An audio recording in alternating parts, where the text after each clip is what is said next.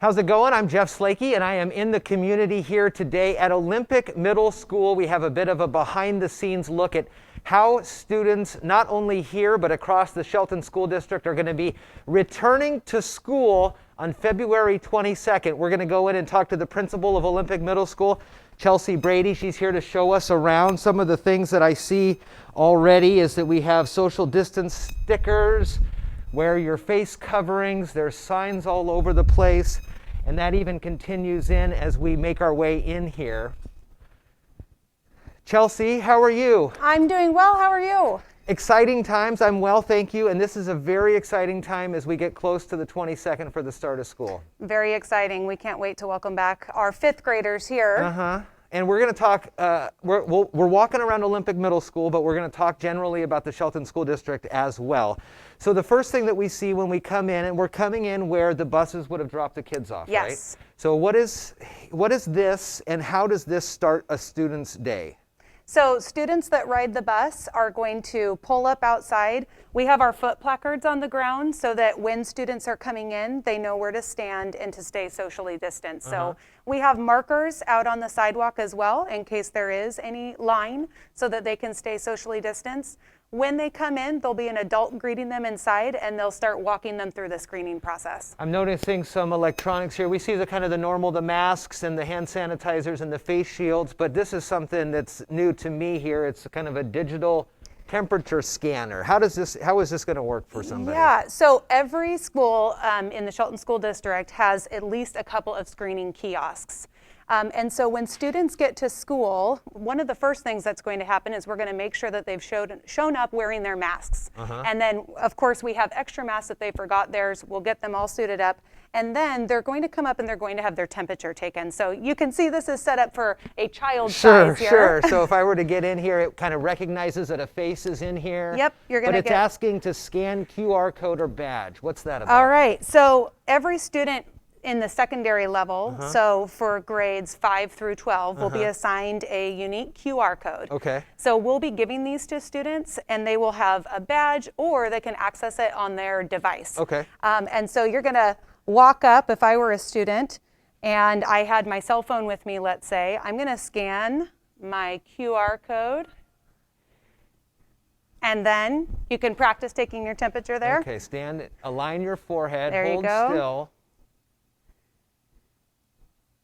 Okay, normal range, and so then that is associated with your account there, and so then that makes a record that you've not only gone through your checklist, but you've done a secondary temperature scan. Absolutely. So there's going to be an adult stationed at every kiosk, and they will be managing this process, and as soon as they see a green check mark for you've done your screening questions, green check mark for you've passed the temperature check, then students will be admitted into school. So after this step, let's start walking through the school here. So it's been a while since I've been in school. So once kids get off the bus and they get their first screening, what's kind of the normal process? Where would they usually go, and is that the same place right now? Are they going to go to this open area, or are they going to head right to homeroom, or? That's a great question. So our students are going to be cleaning their hands upon entering the building. Okay. And so all of our schools have been equipped with hand washing stations. And so they'll come in, they will wash their hands, and then if they're having breakfast, they'll be getting a grab and go meal, and they'll eat in the commons. Okay. Now it's different at the different buildings. So some of the processes that are in place is they might go to the classroom. Here at Olympic Middle School, they're going to be taking a seat in the commons and eating before heading to class. So are the elementary kids, do they have the same kind of technological scans or sign-ins, or is it different for them? So great question. So for our elementary schools, they're going to be asking for parents to be filling out a paper attestation form. Same screening questions. They'll be filling it out at home. They're going to be sending home a bunch of attestation forms so that students can bring it with them every day to school. Okay.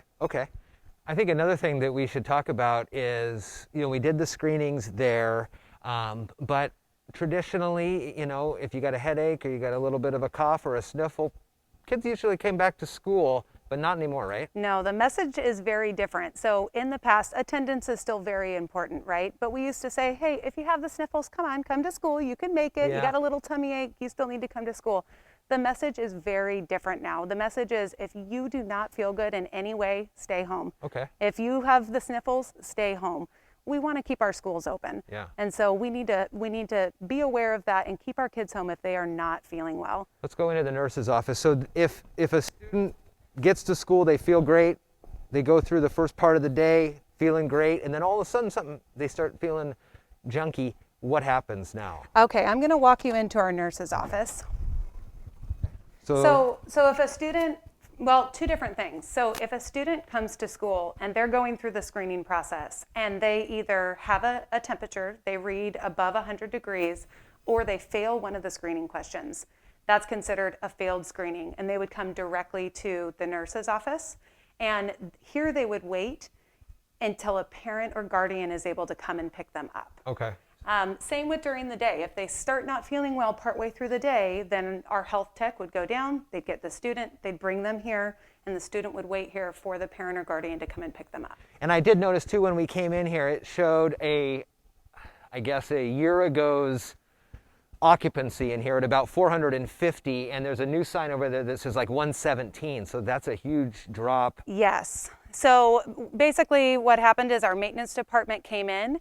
They had a formula to measure each of the spaces in our school, and then they figured out how many people could safely fit and still be 6 feet apart. So you'll notice occupancy signs at lots of different spaces in our school. So here is where you mentioned kids would be having a grab-and-go breakfast, and I don't know, Rod, if you can see on the seats there's yellow dots. I'm assuming that's where the students are expected to sit? Yep, so we'll be teaching these expectations before they come into the building. In fact, we've already started doing that online this week.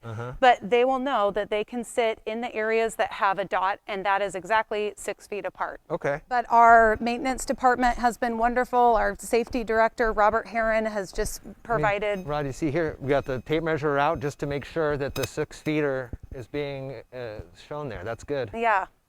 So that's Kimmy, she's our head custodian, and as you can see, she's putting markings down on the floor as well, just to make sure that if the tables scoot, as we know they do sometimes when students are sitting in them, we can put them back in their correct space. So we can just head into a classroom. Sure. And you can see here on the floor that we have Velcro down showing, if a desk scoots, we need to put it back so that we can safely say 6 feet apart. Wow. So what do we have here? 1, 2, 3, 4 by 4, so 16 in here.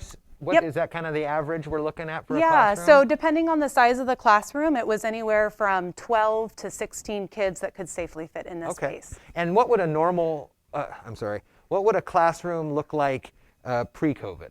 Well, we could have up to 32 students per classroom. So it's definitely at least cut in half. Okay. And again, the way that this is going to work for the students that are returning, they're going on a hybrid model where they'll either go into the classroom on a Monday or Tuesday, and then again on a Thursday or Friday.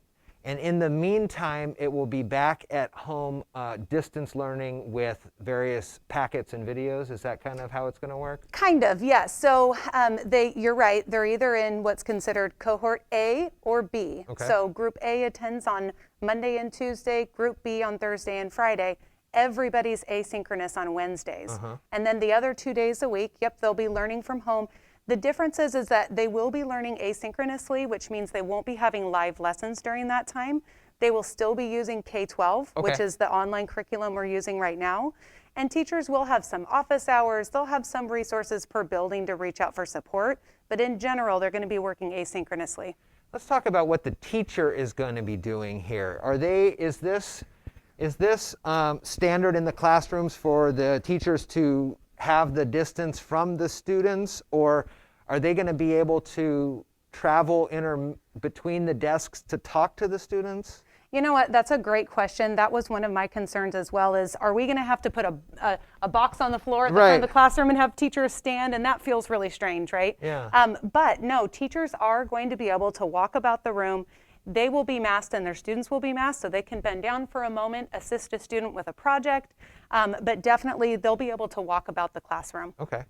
And then what else can we go see? Well, you want to go see a science classroom? Yeah, I'd like to just kind of get as much as I can here for the folks to kind of get a better understanding. It's just so different, as we get ready to start this. I think your videos that the district put out, and then just kind of this hopefully will kind of ease a lot of concerns as we look through here. Absolutely. So what's going to be the capacity? I know that the 22nd is going to be the 5th graders, and then a couple weeks after that, into maybe the middle of March, more of the students will come back? Yeah, so on February 22nd, we have grades pre-K 1, 5, 7 returning to school. And then on March 15th, we have the rest of our student population coming back. And so at that time, grades 2 through 4, 6, 8, and then the high school, they'll all be returning at that time as well. So that's March 15th. Well, it'll come fast once things start happening, I think. It will, but you know what? We're really excited to start small and make sure that all of the processes we have in place are ironed out before we have all of our students returning then on March 15th.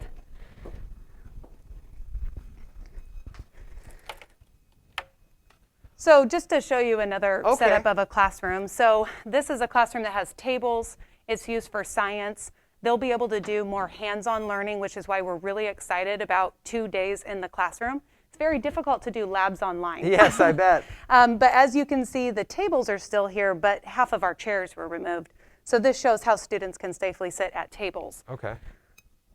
Now, what about some other of the PE classes or kind of the extracurriculars like that, where I mean, I understand a science projects and students work together, but what about, interactions like PE, and how are those things going to work? So for our K-8 schools, they won't be attending their extra classes like music, library, and PE.